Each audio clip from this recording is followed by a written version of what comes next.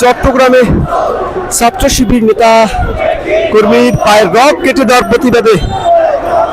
কিন্তু ছাত্র শিবিরের বিশাল বিক্ষোভ মিছিল রাজধানীতে